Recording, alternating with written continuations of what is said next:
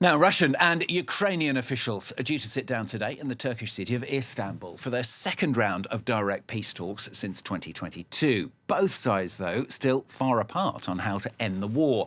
The US President Donald Trump continues to demand that the two sides make peace, as he also continues to warn that the US will walk away from the talks if the two sides remain just too stubborn. Ukraine, perhaps with a slightly stronger bargaining position after, as Pierre was mentioning, they had an audacious attack on the Russian Air Force this weekend. Well, let's talk about the latest then with our international affairs editor, Philip Turle, who joins us here on set now. Philip, talks beginning. What are the major stumbling blocks? OK, well, don't hold your breath too much, Stuart, over the fact we're going to make big progress in these talks and that will end the war. It looks pretty much as though this will end the same way as the last round of talks on the 16th of May, possibly with a little bit of advance in one or two domains, but no breakthrough in any of the major requests from both sides.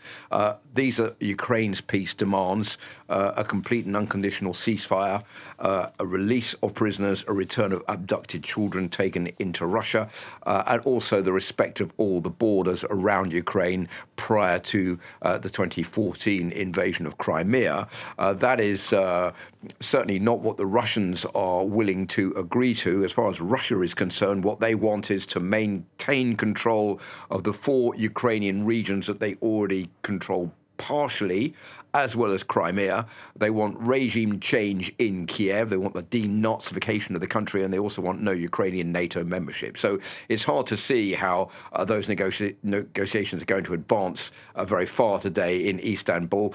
Coupled with that, of course, is there will be neither Volodymyr Zelensky nor Vladimir Putin nor Donald Trump present to take part in those discussions. You have two negotiators. One is a Russian, Vladimir Medinsky, who's written school books justifying the invasion of Ukraine and questioning Ukraine's right to exist.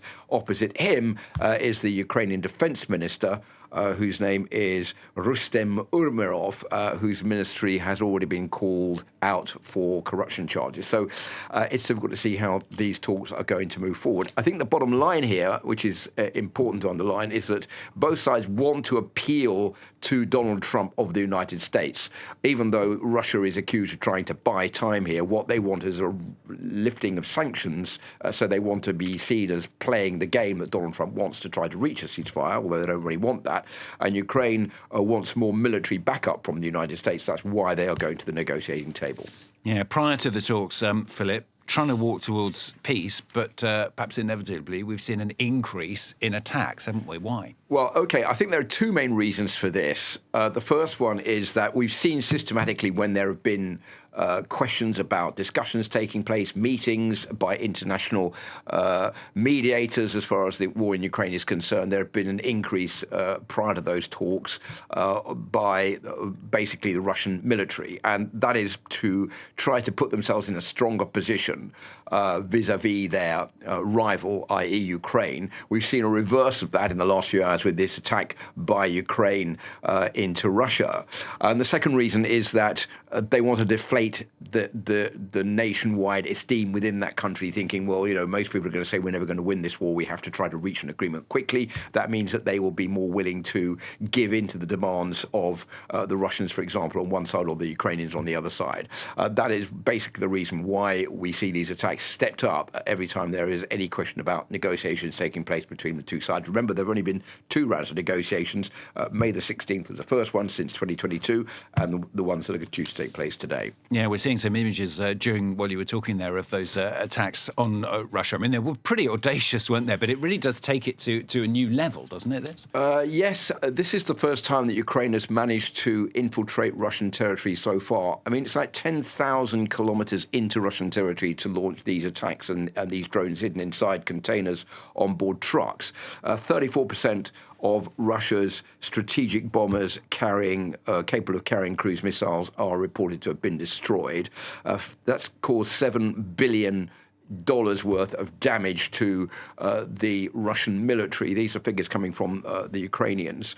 4 bases attacked by drones hidden in the containers, and 40 Russian bomber planes set fire.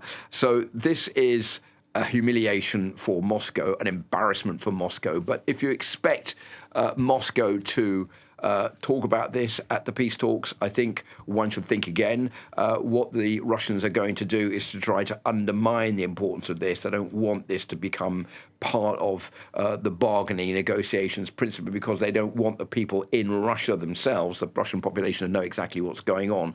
This should be kept from them. That's why they're going to say, well, everything's normal. This is nothing. We just need to carry on with what we're doing. But I think when push comes to shove, this is certainly a major victory for Ukraine. And as Volodymyr Zelensky has been saying in the last few hours, this is something that will go down in the history books. Thanks so much for Turle.